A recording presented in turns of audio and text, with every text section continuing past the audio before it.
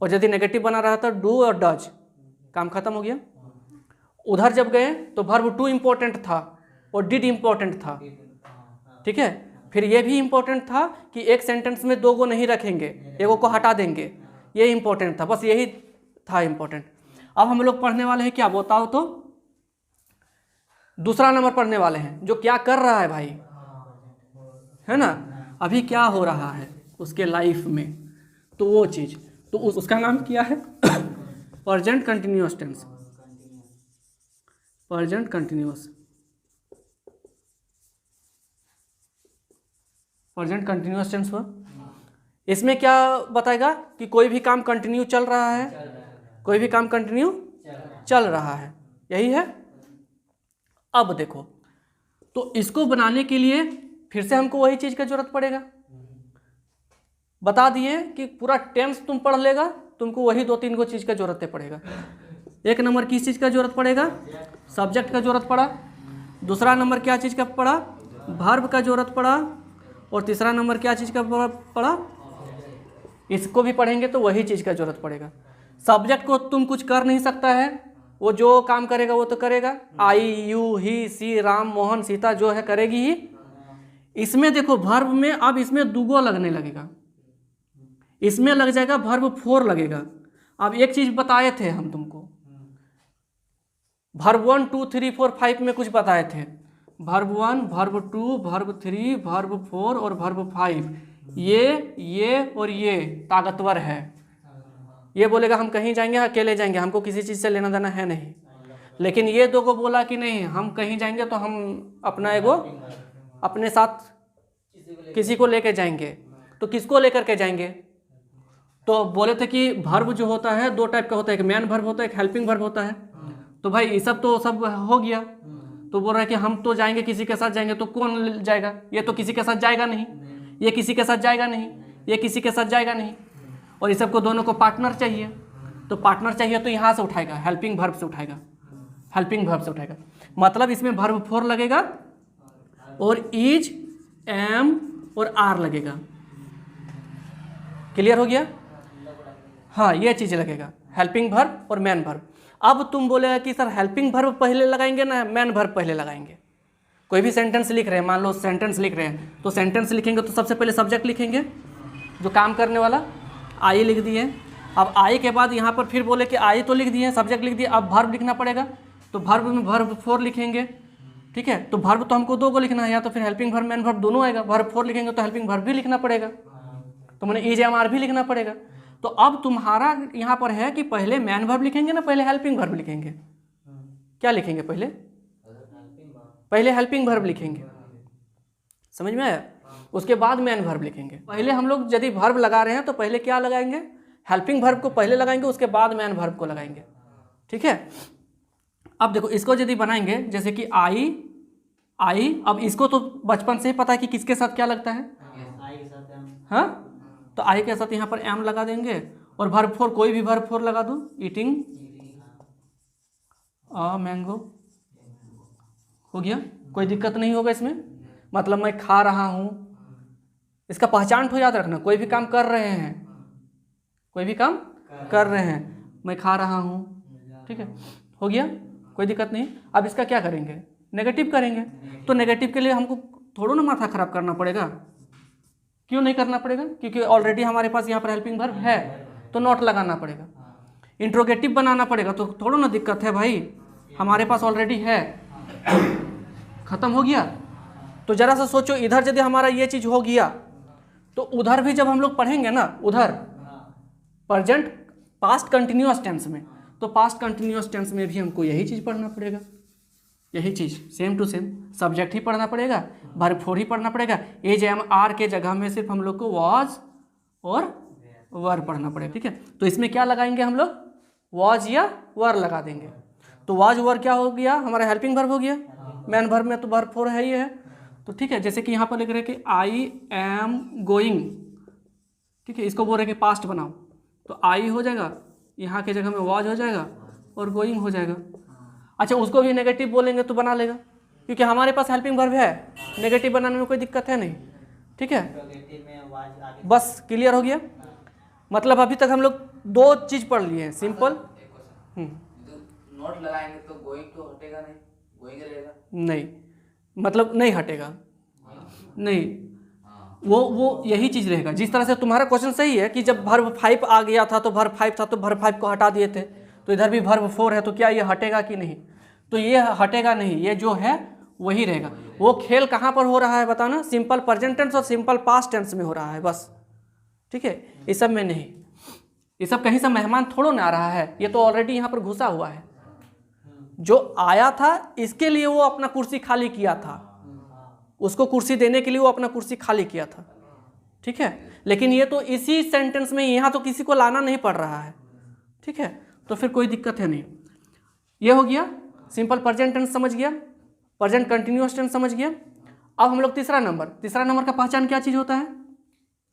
क्या कंप्लीट कर चुका है, मतलब प्रेजेंट परफेक्ट टेंस होता है। Perfect tense, present perfect tense पानी में नहीं चलता है, present perfect tense.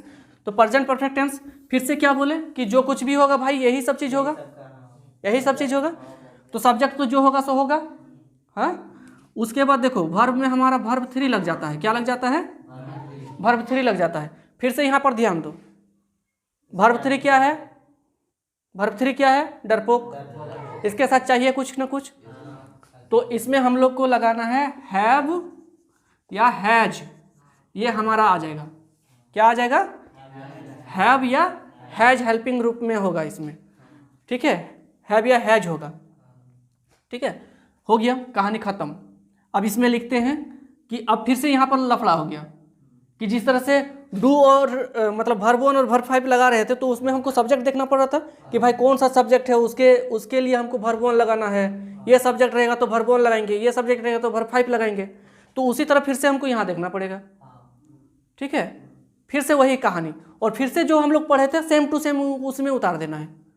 I, we, you, दे और एक से नाम से ज़्यादा नाम यदि रहा तो उसमें हम लोग हैव लगा देंगे, उसके बाद में लिख सकता है वहाँ पर हैव लगा देंगे। और कहाँ कहाँ? ही, सी, इट, और कोई एक नाम यदि रहा तो वहाँ पर हैज लगा देंगे। अब समझ में आ गया कि कहाँ पर क्या लगेगा सब्जेक्ट के अकॉर्डिंग, सब्जेक्ट के अकॉर्डिंग समझ में आ गया कि ये क्या है। और इसमें वर्ब 3 तो लगना ही लगना है, इसमें भी सर प्रेजेंट कंटिन्यूअस सही होगा, वैसे ही होगा, कोई दिक्कत नहीं है, इसमें भी नहीं हटने वाला है। क्योंकि देखो यहाँ वर्ब 3 लगा रहे हैं, तो वर्ब 3 लगा रहे हैं तो ऑलरेडी हमारा उस सेंटेंस में हमारा हेल्पिंग वर्ब ऑलरेडी है, ठीक है, हेल्पिंग वर्ब आ नहीं रहा है कहीं से। क्लियर हो गया? तो इधर का 3 पढ़ लिए तो उधर का भी 3 पढ़ लिए, क्यों? क्योंकि सेम चीज वही रहेगा। हैव और हैज के जगह में सिर्फ वहां पर क्या लग जाएगा? हैड लग जाएगा, वहां पर क्या लग जाएगा?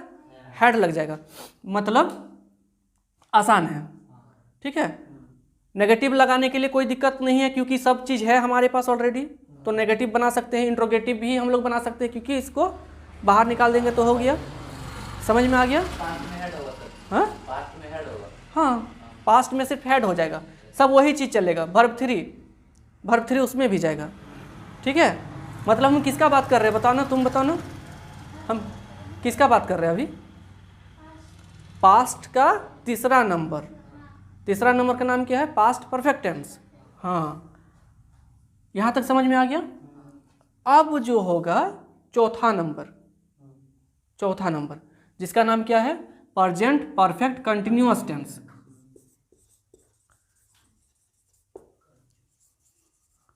प्रेजेंट परफेक्ट कंटिन्यूअस टेंस, ठीक है। इसका हम कहानी क्या बताए थे कि ये काम पहले स्टार्ट किया था पास्ट में, भले ही 2 मिनट पहले किया था, चाहे 2 साल पहले किया था, चाहे 5 साल पहले किया था, और अभी तक कंटिन्यू चल रहा है।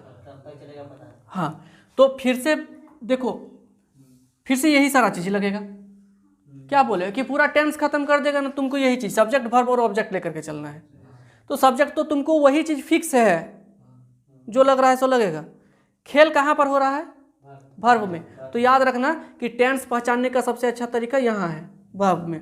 यदि वर्ब 1 और वर्ब 5 लग रहा है तो सिंपल प्रेजेंट टेंस, वर्ब 2 लग रहा है तो simple past tense, is, am, are और वर्ब 4 लग रहा है तो present continuous tense, was, were और वर्ब 4 लग रहा है तो past continuous tense, have, has और वर्ब 3 लग रहा है तो प्रेजेंट परफेक्ट टेंस। ये सारा चीज़ हो जाता है। अब देखो, मतलब इसका सेंटेंस किस तरह से होगा कि मैं 5 मिनट से उसका इंतज़ार कर रहा हूँ, चाहे वो सारा चीज़ कर रहा हूँ, क्योंकि देखो प्रेजेंट पढ़ रहे हैं ना, तो सब तो हाँ हाँ हूँ में ही होगा। मैं खेलता हूँ, मैं खेल रहा हूँ, मैं खेल चुका हूँ, चाहे मैं 3 बजे से खेल रहा हूँ, अभी तक खेलता रहा हूँ। ठीक है, अब देखो तो इसमें क्या होगा, सब्जेक्ट तो है पता है, इसमें भी हमारा वर्ब फोर लगेगा, इसमें भी हमारा क्या लगेगा, वर्ब फोर लगेगा। अब जब वर्ब फोर लगेगा तो इसमें भी तो हेल्पिंग वर्ब लगेगा। हाँ, अब हेल्पिंग वर्ब लगेगा तो वर्ब फोर के पहले हम क्या बोले थे, इज, एम और आर लग रहा है। तो यदि यही सारा चीज़ यदि फिर से लगा देंगे तो फिर 2 और 4 में अंतर क्या रह जाएगा, क्योंकि जब दूसरा नंबर जब पढ़े तो इज एम आर लगाए थे और वर्ब फोर लगाए थे, और इसमें भी यदि इज एम आर और वर्ब फोर लगाएंगे तो अंतर नहीं रह जाएगा। तो इसीलिए इस बार इसका यूज नहीं करना है हेल्पिंग वर्ब में। ठीक है, अब इस बार दूसरा हेल्पिंग वर्ब को लेकर के आएंगे, इसमें हैव बीन लेकर के आएंगे या तो फिर हैज बीन लेकर के आएंगे। क्या लेकर के आएंगे, हैव बीन लेकर के आएंगे या तो फिर हैज बीन लेकर के आएंगे। ये हमारा इस बार का क्या रहेगा, इस बार का हेल्पिंग वर्ब ये रहेगा और मेन वर्ब हमारा ये रहेगा। ठीक है, तो देखो जैसे कि यहाँ पर सेंटेंस लिख रहे हैं कि आई, तो आई के साथ तुमको पता है कि हैव लगता है ना हैज लगता है, हैव लगता है, तो आई हैव बीन लिख दिए, प्लेइंग कर देते हैं, क्या कि आई एन जी लगने वाला है तो कोई भी वर्ब डालो, कोई देखो यहाँ पर तुम जो डाल सकते हो डालो, लेकिन यहाँ पर जो डालोगे उसी को देख करके तुमको यहाँ पर भी डालना पड़ेगा, ये चीज़ याद रखना। यहाँ पर तुम जो डालेगा डालो।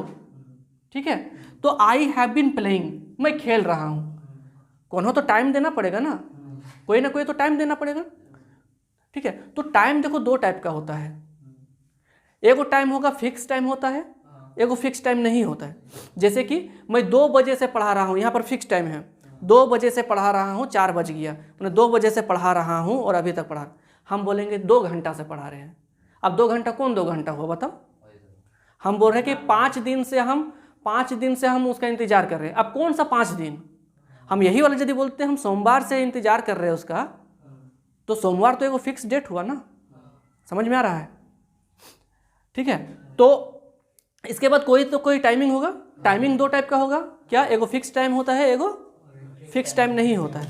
तो यदि फिक्स टाइम हुआ, ठीक है, तो फिक्स टाइम हुआ तो सिंस लगाएंगे।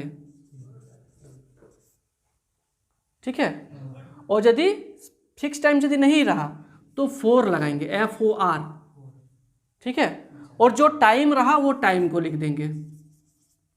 ठीक है, अब देखो जैसे कि मैं खेल रहा हूं, कितने घंटे से खेल रहा हूं, 2 घंटे से खेल रहा हूं, तो 2 घंटा यदि बोलेंगे तो 2 आवर्स बोलेंगे, 2 आवर्स बोलेंगे। और 2 घंटा यदि हुआ तो 2 घंटा कौन सा 2 घंटा है वो तो हमको पता नहीं है, तो इसीलिए यदि दोनों में से यूज करना रहेगा तो हम तो इसके साथ यूज करेंगे। तो I have been playing for 2 hours. अब यदि हम 2 o'clock यदि बोलेंगे, 2 o'clock का मतलब 2 बजे से, अब यहाँ पर यदि हम ये टाइम तो हम 2 o'clock यदि करेंगे तो फिर इसको हमको यहाँ पर लेकर के बैठाना पड़ेगा। समझ में आया, हम यहाँ पर यदि बोलेंगे कि आई हैव बीन प्लेइंग, ठीक है, अब यहाँ पर बोलेंगे कि 5 दिन से, तो 5 दिन माने 5 डेज होता है, तो 5 डेज टाइम यदि 5 डेज है तो हमको क्या लगाना पड़ेगा, 4 नॉट फिक्स और ये फिक्स।